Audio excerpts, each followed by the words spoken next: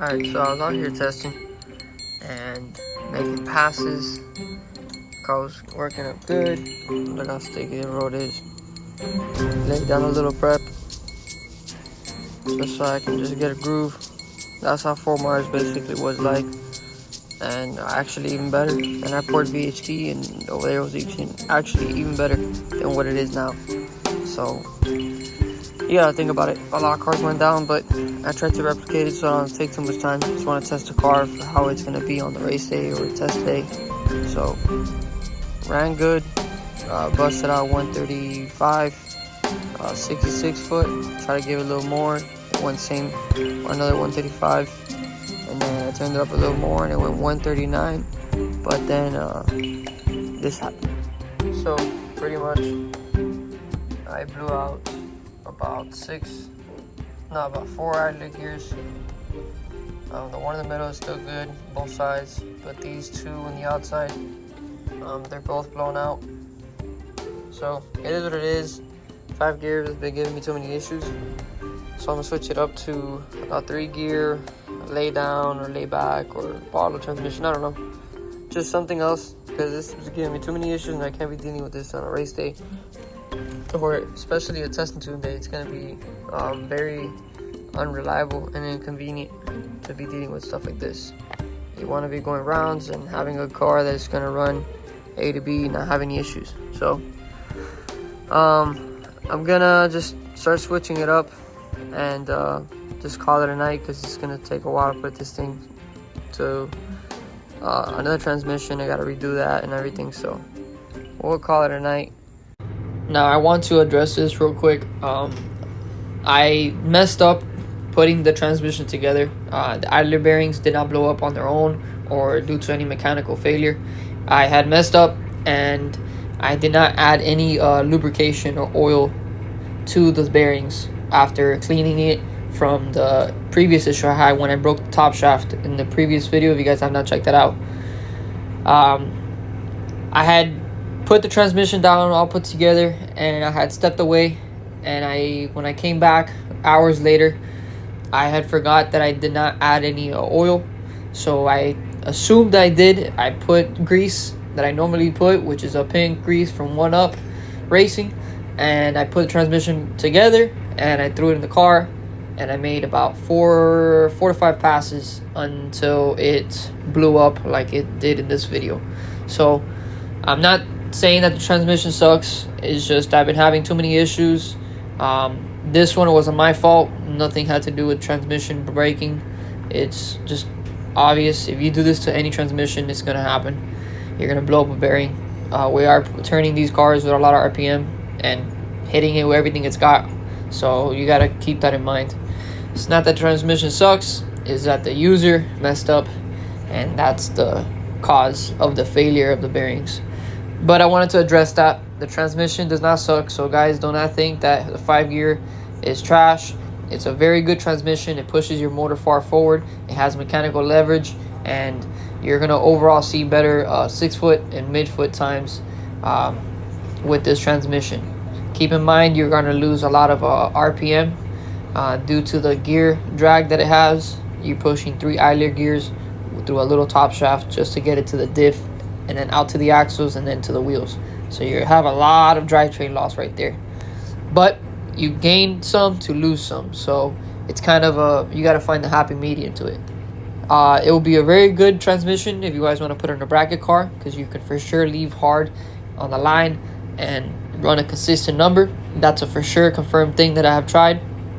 But to go any faster, I feel as if this transmission just needs a little bit more work, and I think it's holding me back. I feel like I could have been in the 6s in the last video. If you guys saw it, the TNT for Labor Day, I probably would have been able to crack a 6 all day long. We had the car and the tune-up for it. It's just the transmission was just sending us back. So we came to that conclusion, me and BB. So we're gonna swap back to probably an Exotech or probably to a lay-down transmission and try to get the most out of that. But I do want to show you guys something on the remote for the Graupner. A lot of people have been asking me how to set up the Graupner and how to use it. So I'll show you guys a quick little video. Alright, so you're gonna go here. This is to turn on the remote with the car, and this is just to turn it on to be using the settings, and you don't have to be dealing with the little beeping noise that it makes. Turn that on, and then you're gonna have the main screen. You're gonna go to the little gears, and then basically you got brakes, the idle. I don't mess with none of this stuff, none of this. You do gotta trim the car, make sure everything's at 0, but these are the ones you gotta do it with. Then you got here the speed. So you got steering, how fast you want it to turn and return. So turn left and right, how fast you want it to turn, how much do you want it to turn, and then how slow you want it to return. You click on where it says steering, and then it says channel. You click steering, and it'll go throttle, and then you get the high and the point and neutral. I leave neutral alone. I don't really touch it, never mess with it, so that's where it stays. The point is basically the percentage of throttle you're gonna leave the moment you hit the throttle. The moment you pull the trigger, you're gonna go to that percentage of throttle, and then after that it's gonna slowly ramp into a point where it's gonna go high, and then from 30 it's where it's gonna meet that point to just ramp in 100. So it's kind of like a 2-speed. So you gotta kind of find that sweet spot for it.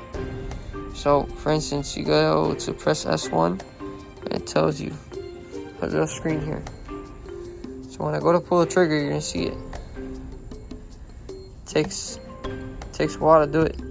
Before, it would just go straight to 100, and I'll blow the tires off like crazy. And I never figured out why. Once I figured out this setting, it changed the game. And usually I leave the car the tune-up alone.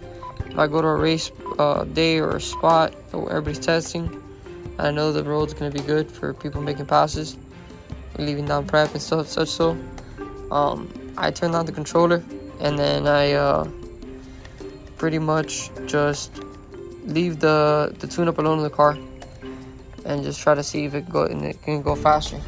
And then little by little I turn on the controller, and that's pretty much it. But those are the settings you want to be playing with on the throttle. Another one that you want to probably also mess with, especially castle.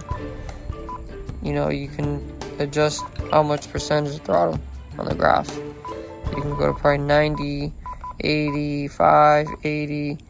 You know, you can just try to also tune the car like this, so you can just little by little gradually go up to the power it takes it. Set like a kill mode tune up, and just play with that. There's a lot of ways to skin the cat and tune. So those are pretty much what I do with the controllers, and that's the basics to what I do for the Graupner X-8E. It's pretty straightforward. It just takes time. You just got little baby steps. Unless you know how the surface is, and you know the car, and you know what setting does what, just load it up, the tune up, and put the settings in the controller, and you're ready to go, and it makes a lick. Rock,